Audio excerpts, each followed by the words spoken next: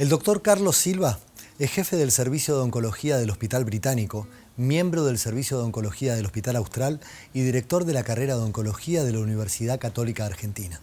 En una exposición que hace, nos cuenta rápidamente cuáles son los últimos avances en la tecnología y en la ciencia médica.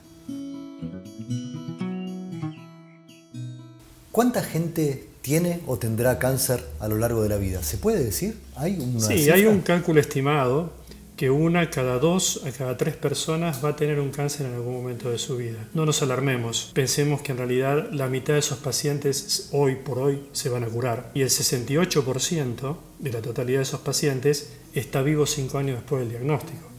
Así que puede que uno no se cure, pero puede que la enfermedad se cronifique y de alguna manera ese paciente esté al alcance de los próximos avances de la ciencia y tal vez se cure. La revolución de la medicina oncológica en los últimos años, la ciencia médica, ¿avanzó cuánto? Para hacerse una idea aproximada, yo diría que en los últimos 20 años el avance de la oncología ha sido mayor que el de toda la historia de la medicina. Y eso tiene que ver con haber descubierto los mecanismos íntimos del cáncer, los mecanismos íntimos de por qué falla el organismo de uno en defenderse del cáncer y aprovechar esas diferencias desde el punto de vista tecnológico. Preparé unas preguntas que quiero hacerte, que son bastante técnicas y muy explicativas. ¿Cuáles son los mitos más frecuentes vinculados al cáncer? Bueno, hay varios mitos. Primero el de la incurabilidad. Por eso la verdad que lo quise romper de entrada, porque es la mejor manera de poder escuchar el resto.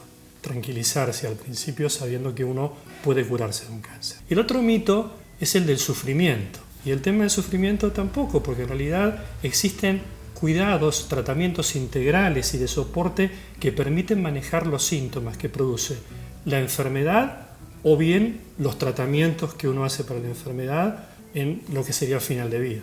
Cuando yo empecé con todo esto hace 38 años, recién aparecía la tomografía computada, la famosa tomografía computada, sí. Recién aparecía de primera generación. La mejora tecnológica de eso, la aparición de la resonancia nuclear magnética, la aparición del PET, de la tomografía por emisión de positrones, ha permitido hacer diagnóstico más temprano porque cada vez el límite de resolución baja más, o sea, cada vez uno puede ver cosas más chiquitas. Claro. Entonces eso hace que uno pueda diagnosticar las cosas más tempranamente. Pero ¿sabes qué es lo más importante que hace que se diagnostique más temprano? La educación, que es la educación para la salud. Entonces es muy importante trabajar en la prevención. Y del otro lado, conocer el medio. ¿Cuáles son los cánceres más frecuentes? El 80% de los tumores se agrupan en cáncer de mama, cáncer de pulmón, cáncer de próstata y cáncer de colon. No quiere decir que sean los más importantes son todos. En el momento en que vos estás sentado frente al paciente, ese paciente está viniendo a buscar ¿qué respuesta? Por supuesto que no lo es. Justamente el desafío es aprender a comunicar. Comunicar las malas noticias es todo un arte y es transformar las malas noticias en esperanza, que es el arte más difícil de todos. Entonces uno tiene que dejar que el paciente hable, que el paciente cuente su historia y cuente cómo vive su historia. Existen protocolos para eso, hay que crear un ambiente favorable para la comunicación, no es algo para hablar en el pasillo. Y si está acompañado por alguien, va a favorecer la comunicación porque le va a transmitir de alguna manera las dudas. Y no se hace en una sola sesión. O sea, uno le puede decir en una sesión, ok, tenés un tumor y decirle la perspectiva, las posibilidades terapéuticas que tiene, qué es lo que tiene que hacer. Siempre con una visión hacia la esperanza sin mentirle al paciente. No hace falta mentirle. Y debemos respetar la verdad que el paciente quiere saber.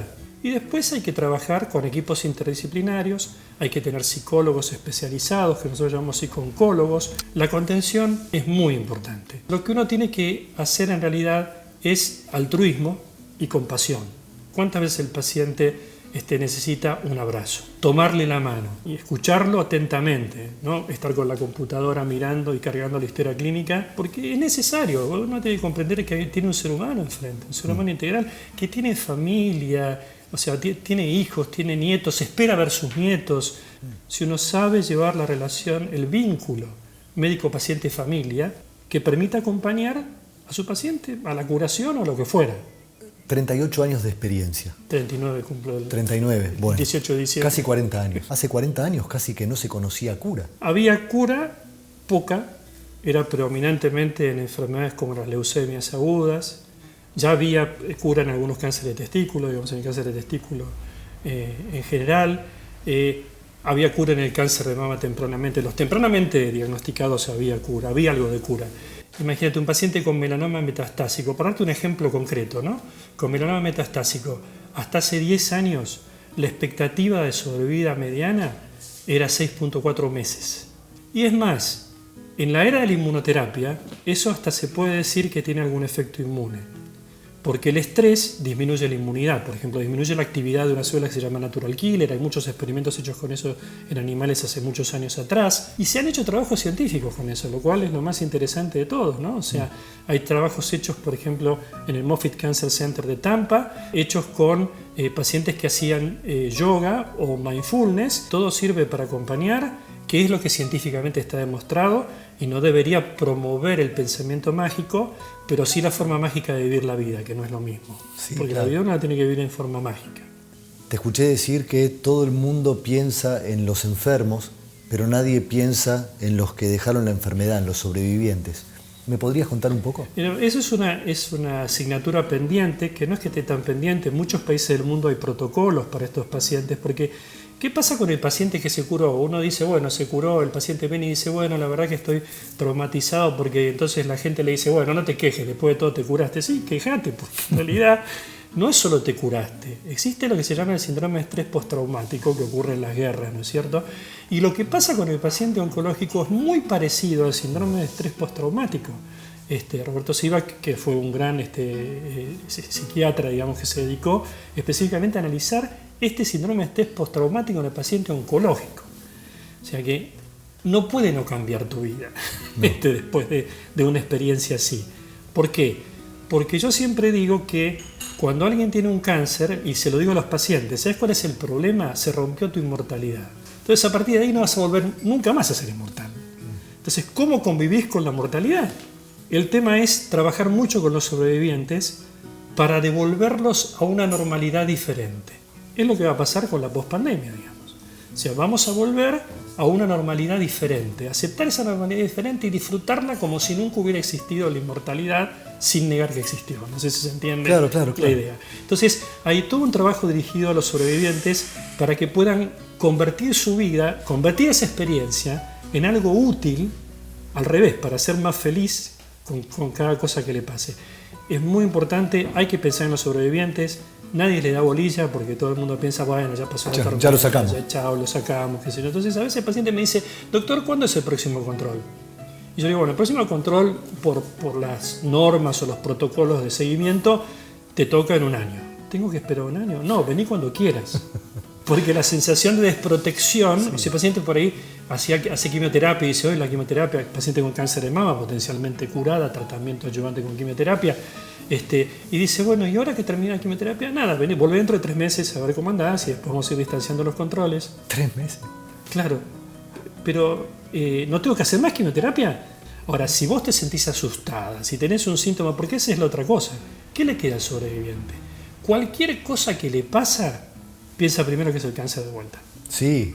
Entonces el paciente te llama y te dice, mira doctor, estoy muy preocupado porque me duelen todos los músculos y no sé qué me pasa, me siento muy decaído. Le digo, ¿tenés fiebre? Sí, me dice, tengo un poco de fiebre. Ajá. ¿Y te sale mucho moco en la nariz? Sí, bueno, tenés una gripe, le dice al paciente. Pero te quiero decir que eso persiste por toda la vida. Yo siempre digo lo mismo a los pacientes. Los pacientes dicen, ¿me va a pedir muchos controles por imágenes? No, los necesarios. Porque cada vez que yo te pido un control por imágenes, para vos va a ser un test de vida. O sea, desde el momento que yo escribo la indicación de hacer el estudio, hasta 30 segundos después de que te digo está bien el estudio, vas a sufrir todo el tiempo en medio. Y en realidad, un estudio que no me va a cambiar la estrategia terapéutica, lo único que te va a producir a vos es un trauma. Un trauma. Perfecto y clarísimo. Muchísimas gracias. No, en realidad. Muchas gracias. Por favor.